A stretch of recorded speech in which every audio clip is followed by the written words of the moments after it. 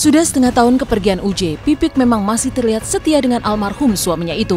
Ia kini bahkan meneruskan jejak dakwah sang suami hingga ke daerah-daerah. Seperti baru-baru ini, ia bersama anak-anaknya diundang tausiah di Ternate, Maluku. Pipik memang semakin sibuk, seolah tak berpikir lagi selain dakwah, termasuk soal pendamping pengganti UJ. Tapi dari Umi Tatu, sesungguhnya Pipik sudah dipersilahkan untuk menikah lagi. Sebagai seorang perempuan, apalagi masih relatif muda, Umi Tatu paham menantunya itu membutuhkan seorang pendamping dalam melanjutkan hidupnya setelah UJ meninggal. Tapi benarkah ada syaratnya dari Umi Tatu? Umi juga baru dengar, karena Umi juga nggak tahu dan tidak perhatian dan tidak memperhatikan ya.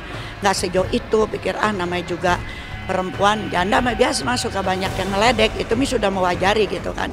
Wajar, cuman bila mana ada yang serius, bagi Umi si pribadi silakan, mungkin Wawan juga, Aswan juga, Fajar Menor juga silakan, gak ada masalah apapun juga. Karena sebagai wanita itu bagi masih muda harus ada yang jagain, harus ada yang tanggung jawab, harus ada yang ngurusin, harus ada tempat curhat, termasuk ngurusin anak-anak. Bila mana Pipik berkenan ya Umi juga ridho gitu. Kalau bisa mah gitu kan, kalau pengen mah Ustadz juga kayak UJ, ya carilah lebih dari UJ atau minimal kayak UJ. Kalau enggak ya udah terserah, memang dia jodoh, kita kan nggak bisa nolak kan gitu. Kalau UJ kan semuanya serba bisa, orangnya lembut, sabar, tawakal, juga nggak pemarah. Ya kalau bisa kelebihannya materi pun kalau bisa lebih dari UJ atau minimal seperti UJ. Ya kalau umpama kurang ya itu mungkin udah jodoh, udah jodoh.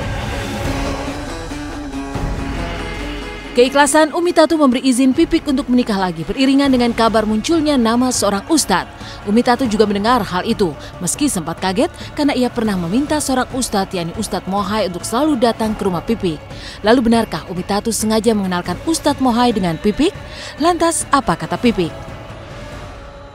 Jadi yang dibilang Ustadz Mohai itu Umi juga kaget ya. Karena waktu masa idah itu malam 40 hari, memang dia kan sering hampir tiap malam. Tiap malamnya apa? Pertama gini, Umi tuh memandang situasi malam 40 hari itu kan ada acara tahlilan 40 malam.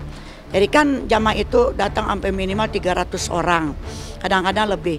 Nah, karena acara tahlilan ini harus ada yang baca tahlil siapa, terus yang ceramahnya siapa. Karena kebetulan Ujai sebagai ustadz, udah pastilah teman Ujai banyak yang datang, ya ustadz-ustadz juga gitu kan, gantian. Waktu malam itu pada nggak ada Mohai bilang, Ustadz tolong dong tiap malam datang deh kata Umi. Tapi kalau iya sih ya nggak masalah gitu, yang penting ya baik-baik aja gitu.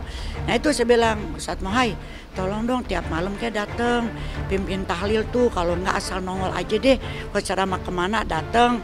Itu cuma nutup acara tahlilan doang. Nggak tahu yang dibilang dekat Ame Mohai itu nggak ngerti lah sampai sekarang pun. Mi juga mau nanya nggak berani, takut nanti ditanya kan. Kalau iya kalau enggak dia marah kan, seteru lagi orang bilang rame lagi kan gitu. Saya emang nggak punya kekuatan apapun, Mbak. Nggak punya, kita manusia lemah gitu ya. Cuma karena kita yakin gitu, kita mintanya sama Allah. Allah kan sang pemilik kekuatan. Ya, bukan minta sama manusia, hina kita minta sama manusia, tapi minta sama Allah.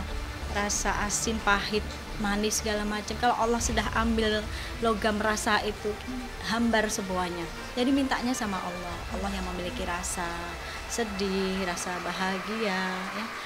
Allah yang maha menguatkan, jadi minta sama Allah, yakin insya Allah Allah yang maha menjaga, apapun insya Allah Allah akan jaga, Allah akan memberikan kekuatan. Saya nggak akan seperti ini kalau bukan kekuatan yang datang dari Allah. Ini manusia, biasanya kalau manusia itu sedang dikasih masalah, yang didatangin manusia ya, minta solusi, tapi lupa sama yang memberikan masalah, lupa yang menguji, lupa ke Allah. Jadi Allahnya dulu, deketin Allah. Kenapa ini? Deketin Allah terus, maka Allah akan memberikan jawaban-jawaban.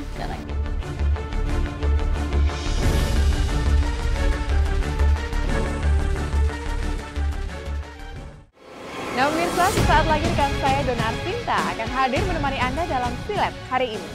Silakan Dona. Ya Nika dan pemirsa, hari ini Silet akan melihat hari-hari Ayu Ting Ting tanpa perhatian suami, kemudian perhatian Anang dan Kidaus kepada sang istri, serta kisah istana terbang hingga istana cinta dalam Silet spektakuler.